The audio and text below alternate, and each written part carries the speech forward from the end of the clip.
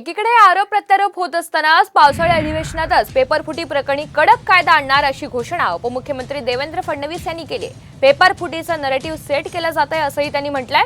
तलाठी परीक्षेमध्ये घोटाळा झालेला नाही असं सुद्धा फडणवीसांनी स्पष्ट केलंय।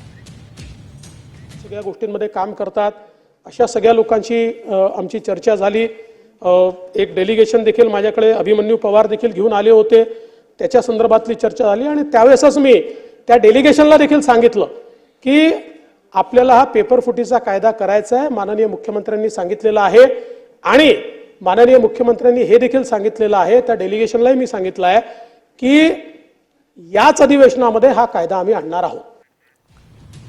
दरम्यान पेपरफुटी घोटाळ्यासंदर्भात सरकारने मोठ्या घोषणा केल्यात। पाहुयात पावसाळी अधिवेशनात पेपरफुटी संदर्भात कायदा आणणार, परीक्षा केंद्रावरच्या नियुक्त्या पेपरच्या दिवशी सकाळी करणार, उपजिल्हाधिकारी दर्जाचे अधिकारी निरीक्षक म्हणून असणार,